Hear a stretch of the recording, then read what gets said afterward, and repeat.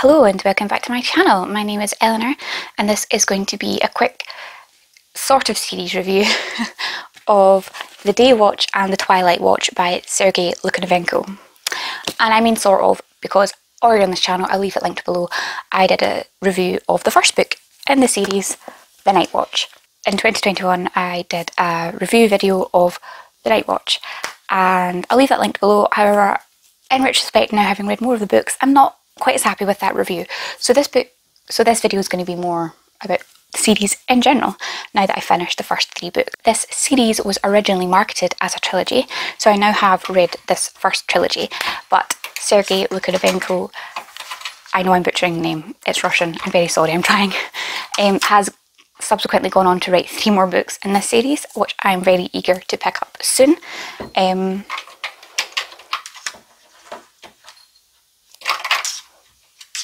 I apologise if you can hear all that scratching. My cat is playing. And of course he decides to play right when I decide to film a video. I'm very sorry.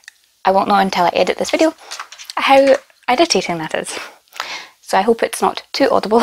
If you have watched my Night Watch review video, you'll know that I was a little bit puzzled by the story and I wasn't quite sure whether I actually really liked it or not. And I think that was just a bit of ignorance on my part and kind of me struggling to get into the book in general.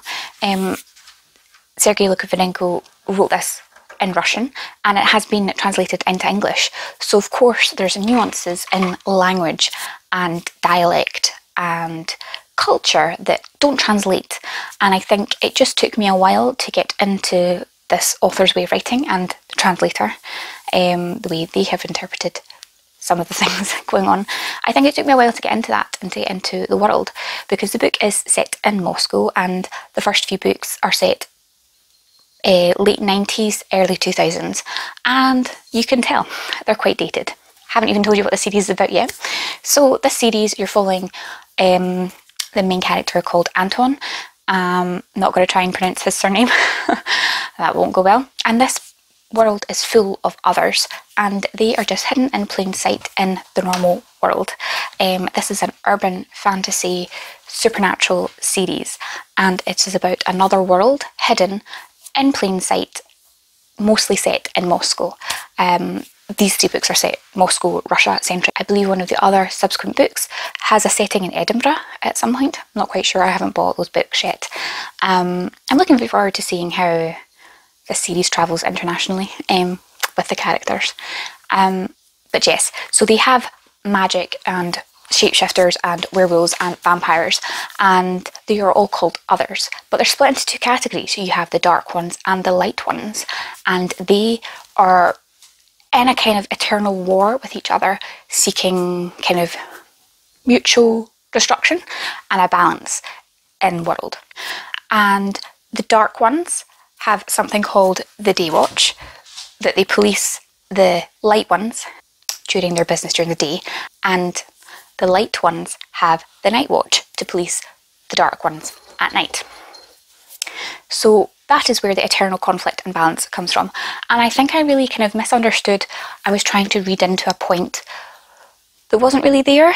It's not really about good and evil. It's just about 2 sides trying to get the same thing with different methods, and it's about continually misunderstanding and misinterpreting each other's actions in this eternal conflict.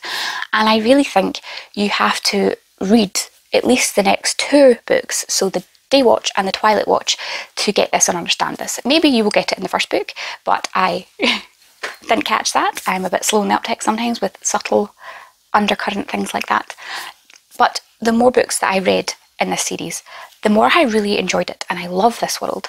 It's such an interesting concept, and it's not necessarily about good and bad choices. It's just about people being people, these others being other, and about how these higher beings who've been alive for hundreds, if not thousands of years, how they make decisions. I've thoroughly enjoyed learning about Russian culture and Moscow and about how people live their lives and all the different nuances in culture that is so different from living in Scotland in the UK.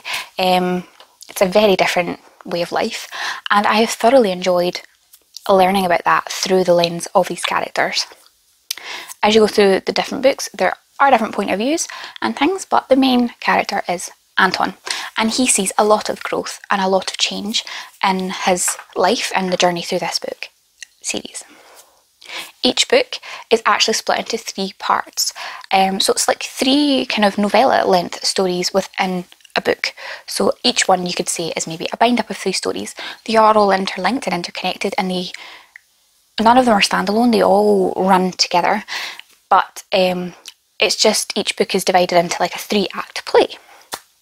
And it's a very interesting style choice for writing, and it took me a wee while to get into it because I was just wanting more. I feel like some of the stories ended abruptly, and I think it just took me a while to adjust to this being the way of it. And I think it just took me a while to realise, again, another one of my goals for 2022 is to read more books that are translated and written by other people and other cultures, because I just think it offers such an interesting perspective on the world because it's so different from my own, and I think that is also a reason why I thoroughly enjoyed this series.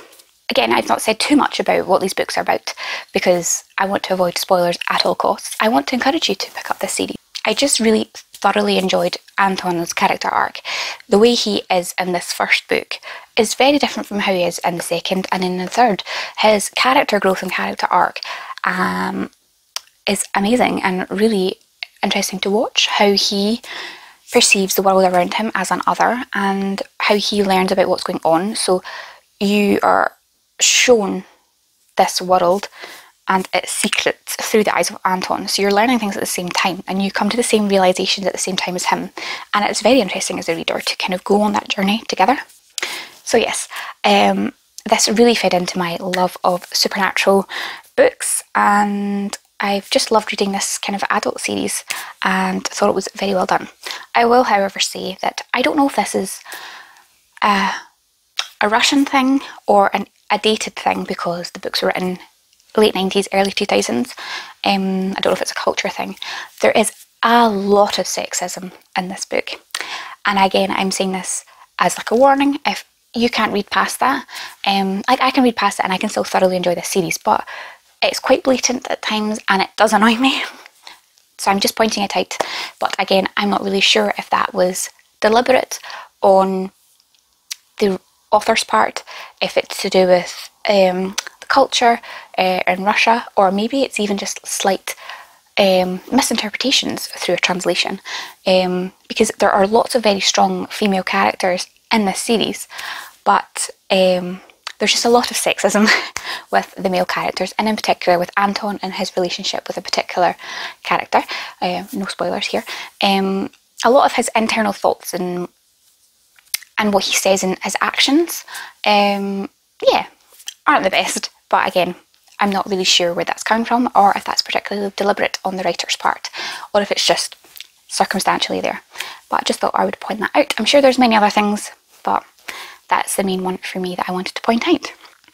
Let me know in the comments below if you have read this series or if this has made you intrigued and want to pick it up.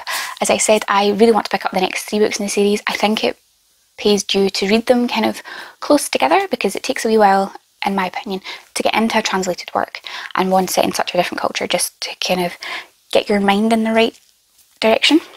But I would love to have a chat with you in the comments if this is a series you're familiar with at all.